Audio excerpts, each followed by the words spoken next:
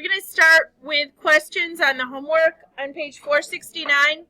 So this is the parametric stuff, guys. Has anybody worked on the parametric assignments from Friday and Monday and had questions? Nobody has any questions? Okay, I need you to know,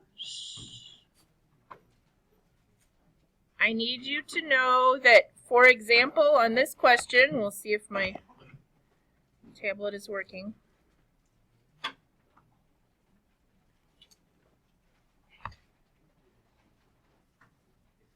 now I have no cursor.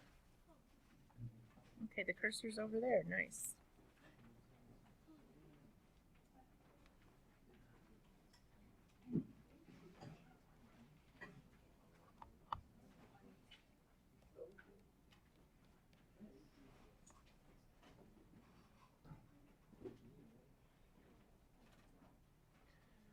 Okay, maybe I have a cursor that works.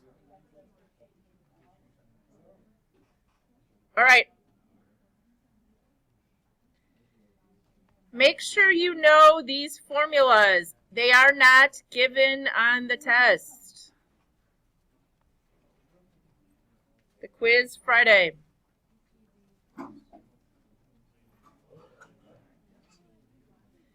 Now, it is in feet per second on Friday, so you can just use negative 16t squared plus t v sub 0 sine theta plus initial height. Okay? That's supposed to say v sub 0. I don't know what that is right there.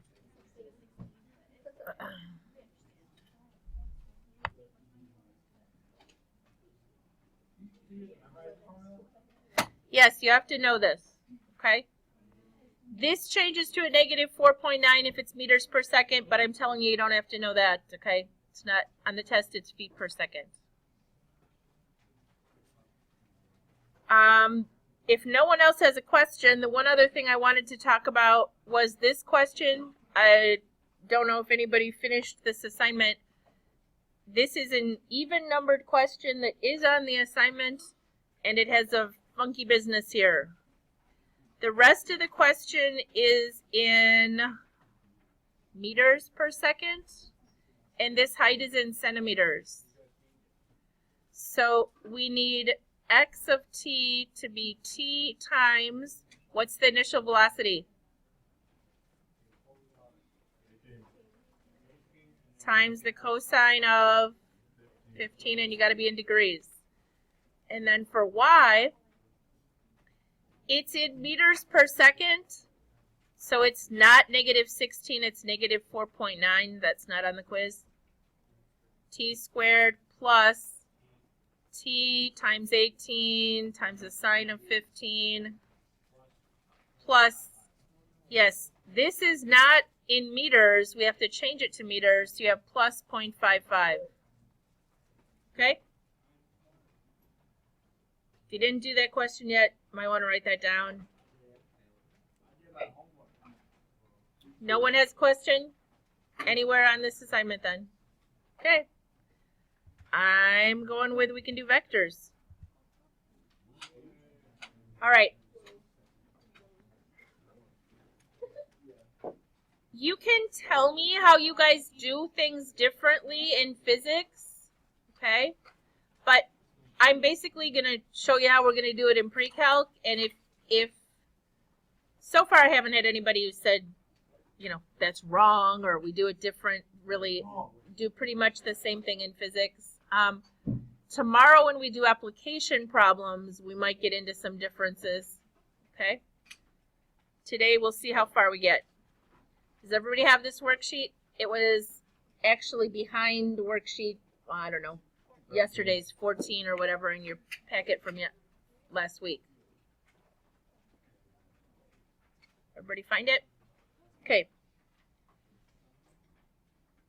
The idea of a vector is that just telling us a distance or a direction aren't enough to establish what's going to happen with, for example, him kicking this football, okay? He can change how hard he kicks it, but he can also change the angle at which he kicks it, okay? Those two things work together, and that is what makes a vector. It has magnitude. Magnitude is some kind of a number. It can be a force, like newtons. It can be miles per hour. It can be pounds. It can be centimeters, whatever. Some kind of a number. And direction doesn't always have to say north, south, east, west. It can be degrees off the horizontal, okay? I guess it could be radians. I've never dealt with vectors in radians, but it's got to be some kind of a measure of rotation. Now, it could also just say up or down, or left or right. Those are considered directions as well. All right, you don't have this on your notes, but these are on the homework, like the first 10 questions. So just help me through these real quick. They want to know, is this a vector, which means it has magnitude and direction. And I didn't talk about scalar, sorry. A scalar is when you have a real number that's just a number, okay? It can have a label, but it doesn't have a direction. So if it doesn't have a direction, it's a scalar. So that's the question here. Is this a scalar or a vector? It's all you have to write down for the first 6 questions on the homework. Okay? A boat traveling 15 miles an hour. Why? Okay, no direction. Hiker walking 25 paces due west. It's got paces, even though paces is a weird label, it counts, okay? And due west. Magnitude and direction. Now, this question, besides the fact that nobody wants to talk about their weight on the bathroom scale, is tricky because I would not ask this on a quiz, okay? Because it's more of a physics question to me. They're going to say your weight on a bathroom scale is actually a vector because of gravity forcing down, okay? Physics, I understand you'd ask that question. I'm not going to ask you in here because most of us would say it's just a number, so therefore it's a scalar, okay? Not going to ask that one. Moving on, here's 3 that I could ask. So the last one's a little tricky again. 60 miles an hour, 15 degrees east of south. Okay, that one would be a vector. When we get to this in a minute, east of south means off of south towards the east, just 15 degrees. Okay. A parachute is falling straight down at 12.5 miles per hour. That is also a vector, straight down, 12.5 miles per hour. A child pulling a sled with a force of 40 newtons. It sounds like a vector because we talk about newtons in physics and forces and all that kind of stuff. But they don't tell us, is the 40 newtons of force going, is it just a sled moving straight along the ground? Are they pulling up on a string with some kind of force to pull the sled? So because they don't tell us what direction, we have to go with this is just a scalar. Okay? Honestly, it doesn't have a question on the quiz about whether it's a vector or a scalar, so they're pretty easy, but okay. All right. The picture of a vector is what's called a directed line segment. Why isn't it just called a ray? In geometry, when we talked about a ray went on forever, right? The arrow just showed what direction it was going, but it didn't stop, okay? A vector stops. It has an arrow to show us the direction. In other words, where did it start and where did it end? But it ends, okay? It doesn't keep going. It ends at the tip or the end of the, some books even show it like this. They'll do this, and then they'll put a little line there to show that it ends at the tip, okay? You see that symbol of her. All right, initial or starting point or tail, and the tip, the end of the arrow, the terminal point. The notation can be this. They use like a little half arrow thing to show vector AB. Just like sometimes, you remember when you did angles in geometry and you had like 3 capital letters for the points, or sometimes they had little nicknames like angle 1 and angle 2 here. This one, they can use an A to indicate the whole vector. they can write it with the little, or if they use a bold, okay, they just mean this vector. And that's what they actually do in the book a lot. They just use this bold lowercase letter. All right, a vector that is in standard position means it starts at the origin. The direction or the angle is measured off the positive x-axis. To get component form, it always has to be off the positive x-axis. All right, they will also say off the horizontal, and that means off the positive x-axis.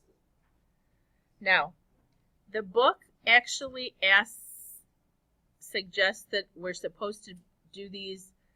For example, if it said draw a vector of 5 feet per second with a direction of 35 degrees, the book says you get to pick a scale, change it to centimeters in that scale, accurately draw it with a ruler, get out your protractor and accurately measure with a protractor. So they said, well, if this was 5 feet per second and we decided to use, I'm sorry, what is it supposed to be 5 feet per second? Oh, here it says 13 feet per second. They used a scale of 5 feet per second as 1 centimeter. So they said, show me a vector that's 13 feet per second at an angle of 35 degrees. So they got out the protractor, measured 35 degrees, drew a line. Then they said 5 feet per second, 13 divided by 5 is 2.6. Then they got out their ruler along that ray and they stopped at 2.6 centimeters and said that should represent that. Okay, I don't want to grade those. You don't want to draw those. And when you start adding them, they're not very accurate. Okay, we're not going to do them that way. We're just going to draw a sketch and label it. Does that work for you? Okay. When we get to adding and subtracting vectors, we're also going to talk about 2 different methods, and we'll get there eventually. All right, the other thing they want us to make sure we understand is their directions are either going to be quadrant bearings, which they say is this form. This really confuses me. You have to be really careful, guys. This makes sense to me. Off of south, go 35 degrees towards the east. Okay? So the first one is telling us where we start, but when they write it, they say 35 degrees east of south. That confuses me because it started at south and went towards the east, so I want to not say it in that order. So this is how they're going to write it in the book, so just go with that, okay? Off of the first one, off of south, go 35 towards the east. Now, if we go off of south 35 degrees towards the east, is that an angle off the positive x-axis? We're going to have to either figure out this angle all the way around here, or we can use this angle with a negative, okay, when we go to do component form. More about that in a minute.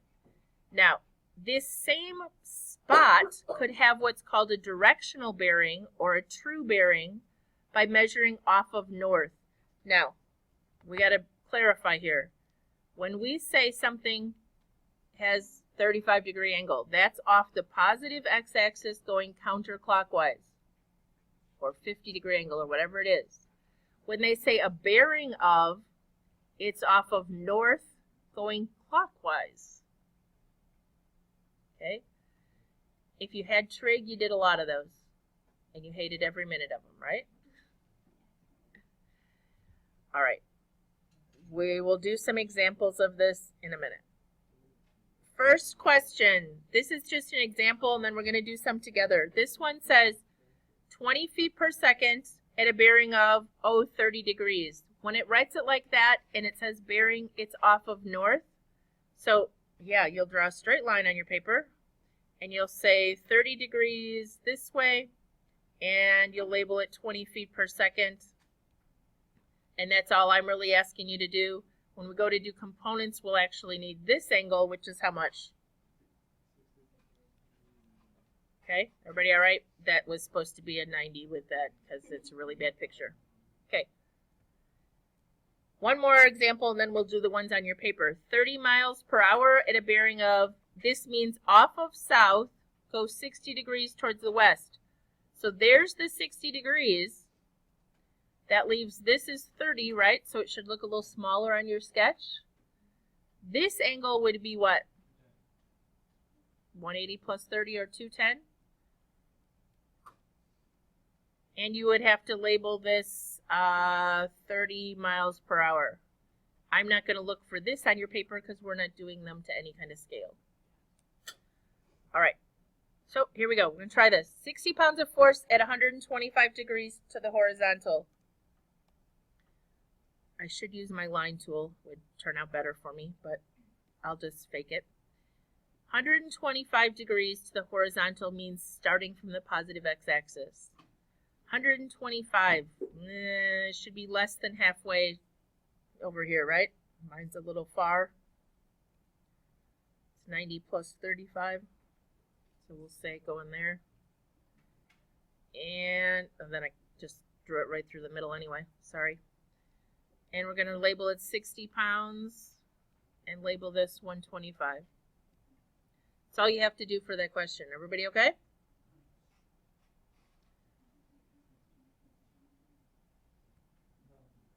Number 2, what changes?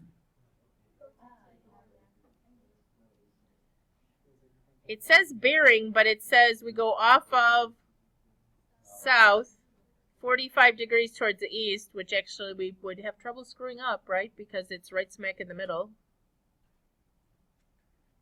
We label this 55 miles per hour. They actually gave us this was 45 degrees, but would it matter? It's halfway in the middle, so this is also 45. If you were doing, when you go to do components, you can't use 45. You won't get the signs right. What would help us get the signs right? What is this actually called when you go off the positive x-axis? Negative 45, right? Or 315 if you want to go all the way around this way. So later on, we're going to either have to use 315 or negative 45, or we won't get the signs right. All right. Got a sketch down yet for this one?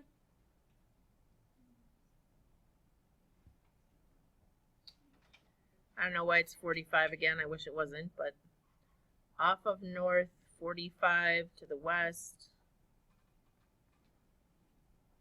30 meters long. What are we going to use later for positive, off the positive x-axis, guys? All right. And this one? What quadrant is this guy going to be in? Quadrant 1, 40 degrees,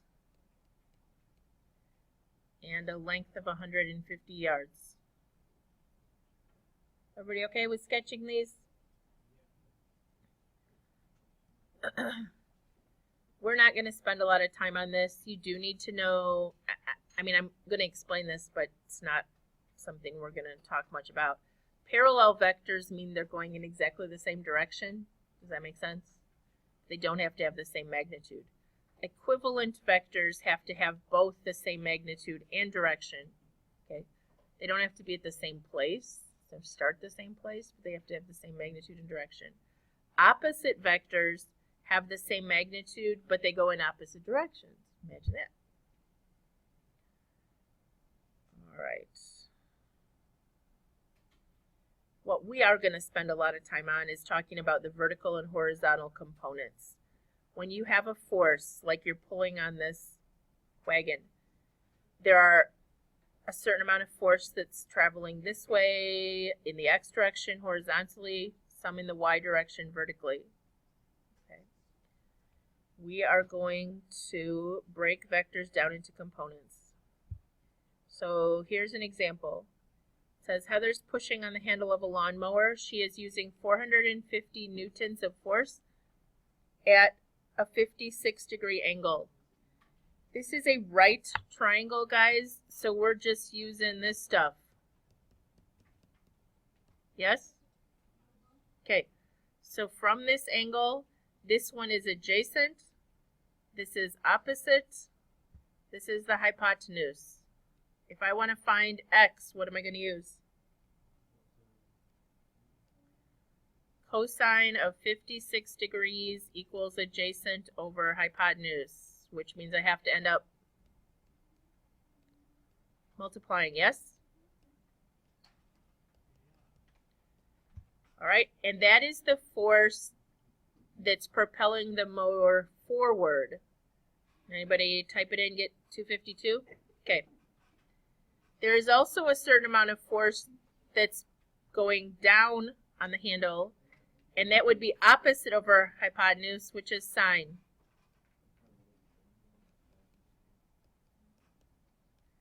So we have 450 times the sine of 56 degrees. And that force that's vertical force is around 373. Okay. What would make it better? More force going forward. Yeah, if she adjusted it so that it was at a smaller angle. All right. There's an example on your paper. Same thing.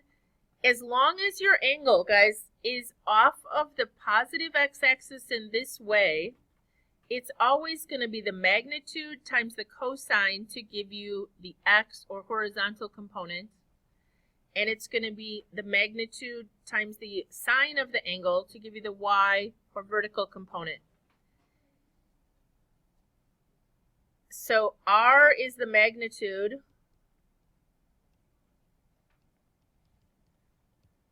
And the components are going to be r times the cosine will give you the x, or the vertical component, and r times the sine will give you the magnitude times the sine of the angle will give you the y,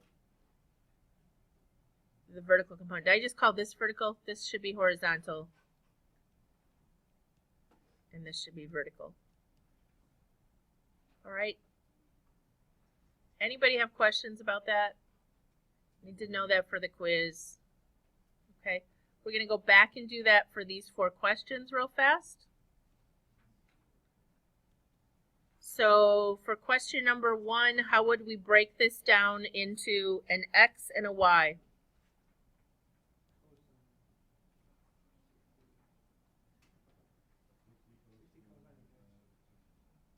Okay, as long as you use the 125, it will give you the right signs. If you change it and you use this angle, it's going to give you 2 positive numbers. Okay? If you use this angle in here, then it's going to switch your x and y values around completely. Yes? Use this one? That's going to give you 2 positive numbers. Do you change one to a negative, or do you just put the sign on? Yeah. Yeah, you would just say the x has to be negative and you throw the sign on there. It's fine. You can do that. If you always use off the positive x-axis, it'll take care of the sign for you. That's all. So what do you get for these numbers, guys? I'm going to make you type because I want to know you're awake. Some of you aren't.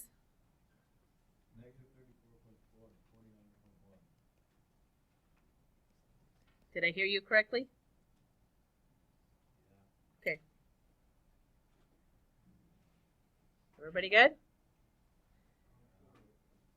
Number 2, what did we say we had to do here? We either have to use the 315 all the way around to here, or we could use negative 45.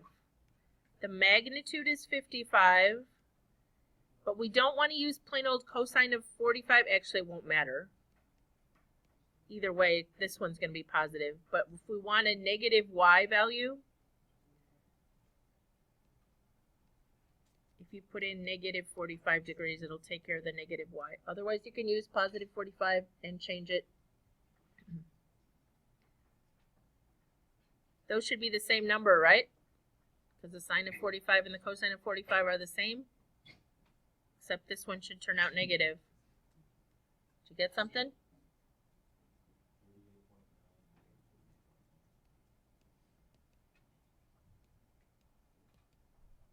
Everybody all right? Number 3. This was 45 degrees off of north. You don't want to use the angle with the y-axis generally. This one honestly wouldn't matter because the angle with the x is also 45, right?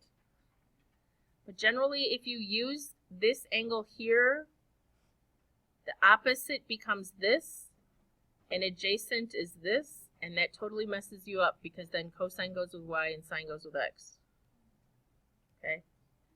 So as long as you use this angle is 45, which is the same difference on this one, or use 135, that'll take care of the signs. We should have a negative and then a positive, yes? Anybody type 30 cosine of 45 and 30 sine, or I'm sorry, 135 and 30 sine of 135? I can't write.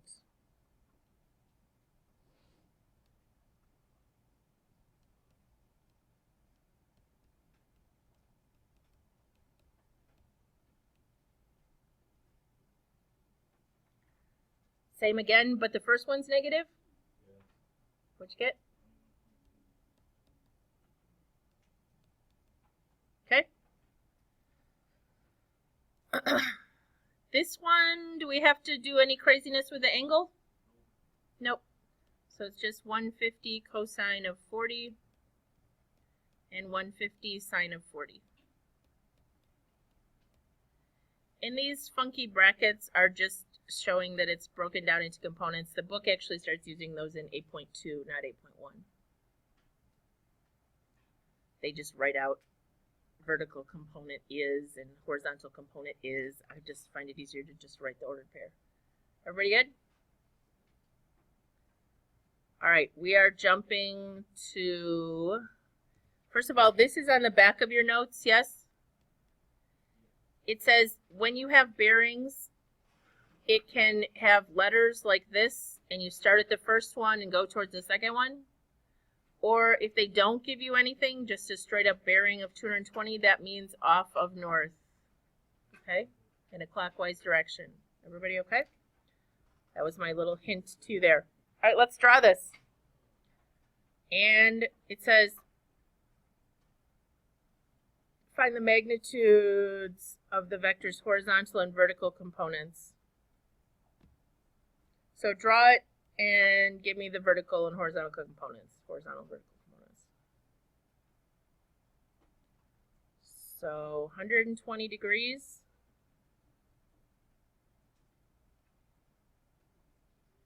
Labeled 7 inches.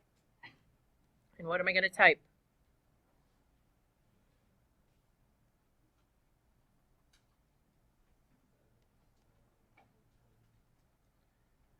Okay.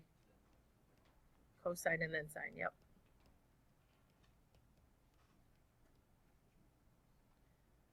Anybody get numbers? I think this is what, negative 3.5? And this one is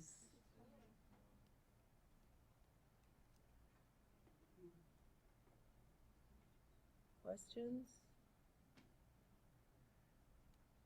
Okay, we got to be careful. Off of north, 50 degrees towards the west.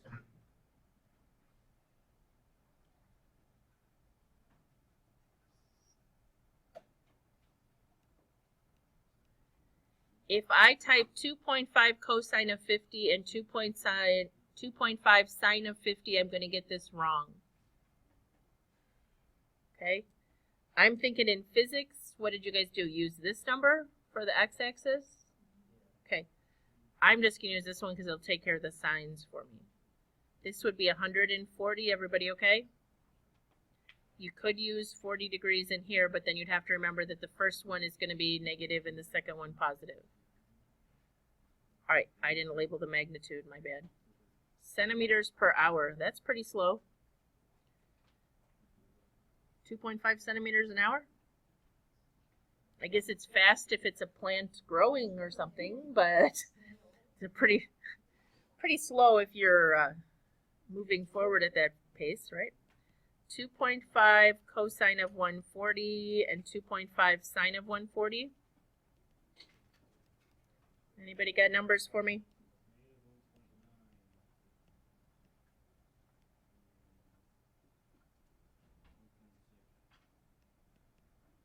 Everybody agreeing with those? Okay. This question is very odd because it says Natty's pulling a tarp along level ground with a force of 25 pounds directed along the tarp. If the tarp makes a 50-degree angle with the ground, so the ground is level and she's pulling the tarp here at a 50-degree angle with 25 pounds of force. There's the picture, okay? It says find the horizontal and vertical components. What is the magnitude and direction of the resultant? Well, guys, what's the magnitude of the resultant? 25 pounds. And the direction? 50 degrees with the horizontal, okay? They basically gave it to us because they started out with what's actually happening. Now, how much is moving it forward and how much is moving it up? That's what we have to find. And we can just do 25 cosine of 50, 25 sine of 50. Which one would be the vertical one?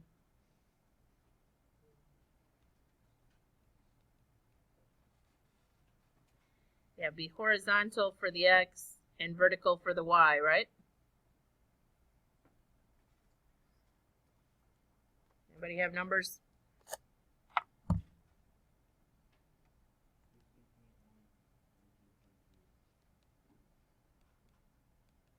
Like that? Okay, so my picture is not very accurate. This should be longer. Whoops. More force is going to lift it up than is pulling it forward.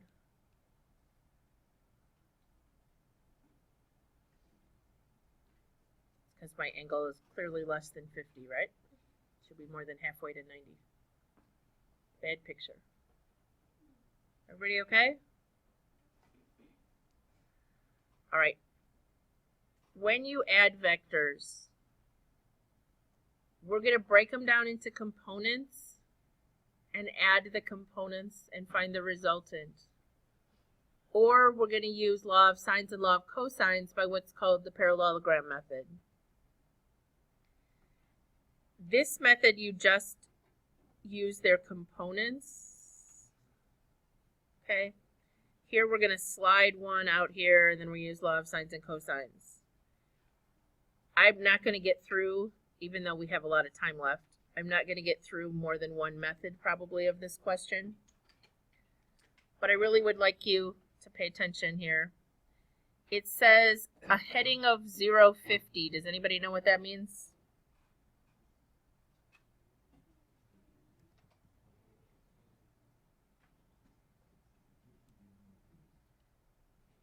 It says when they write it like this, it's off of north, okay?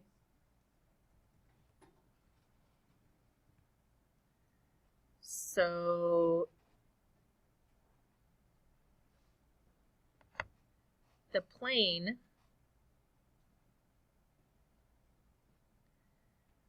is going 310 knots at a heading of 50 degrees. If we want to break that into components, are we going to type 310 cosine of 50, 310 sine of 50? We have to use this angle, which is going to be, so the components of this are 310 cosine of 40 and 310 sine of 40.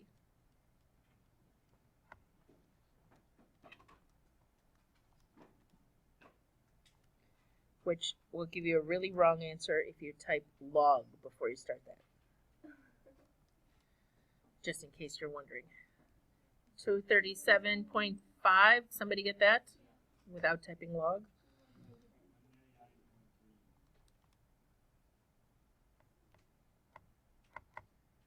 Okay. Now, the wind has a couple things different. First of all, they're using a bearing stated differently, but this is the one that messes everybody up. It says from a true heading of 125.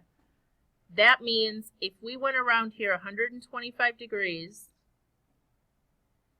we would see Mr. Wind blowing this way, which means it's actually making the plane, pushing the plane this way. Okay? We got to use a bunch of geometry. If this is 125 degrees, how far past 90 is that? 125 minus 90 is, there's a 35 in here. Where is there also a 35 then? Over here, vertical angles, right guys? Okay, the number I really want is this, all the way over to there. So 180 minus 35, which is 145. Okay, so the wind is actually 78 knots at an angle with the horizontal of 135. We did 145, I just said, and then I wrote it down wrong. It's 180 minus 35 is 145. Okay, so I want you to type in 78 cosine of 145 and 78 sine of 145.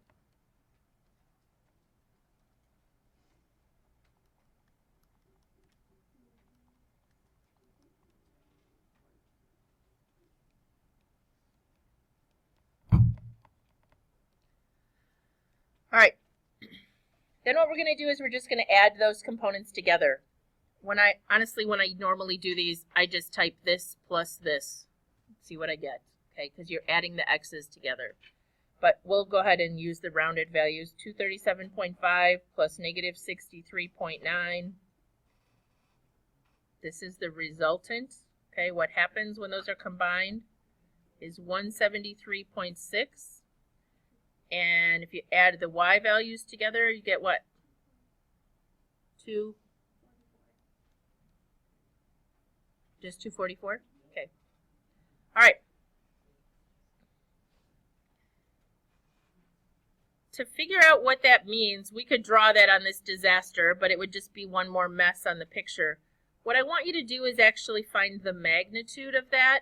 The magnitude is the length. If it goes to the right 173 and up 244, the length from the origin is just a squared plus b squared, right? The distance from the origin is just Pythagorean theorem. So can you do that?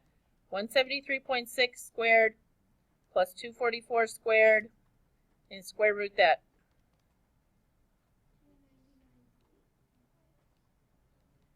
We got 299.5, okay? That's how many knots the plane is actually gaining. Please look at the picture again. Do you see this black path of the plane at 310? The wind pushing this way, the blue over here, starting here. 78. Does it seem to make sense that that would slow the plane down to 299.5? Because of the way the wind isn't helping it really, right? What else is it going to do in terms of a direction? It's going to push the plane off this way just a tiny bit, right? All right, to find that, we want the resultant, which is this right here. We want to figure out what angle that makes. Abigail, Crystal, Trey, and Gannon. There's notes for you here. All right. When we have a y and an x, guys, we can do tangent because tangent is y over x, yes? So we're going to do inverse tangent of y over x with our resultant. Somebody tell me what we get. Inverse tangent 244 divided by 173.6. 54.6 degrees, Faisal says. That's off of the positive x-axis. That's not a bearing. Okay? If the plane is pushed up so that it's going 54.6, it's going 299.5 at an angle of 54.6. If we wanted off of north, we'd have to subtract that from 90, which is 35.4. I'm not sure what the book did here. Let's look at this. We got this number right. We used this, they did law of cosine, so we got 0.5, they got 0.4. They have 35 degrees, okay, which I have 35.4. When I did 90 minus this, gotta move this down, sorry. So the angle off of north was 90 minus 54.6, which is 35.4 degrees.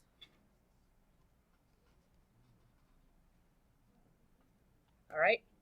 They did law of sines and cosines, which is the other method, which is when you slide one vector to the end of the other, and I can show you that tomorrow. You guys got through this way faster than anybody else today, I think because you didn't have homework questions, but I'm going to stop here unless somebody wants me to do something different, because that's where everybody else finished.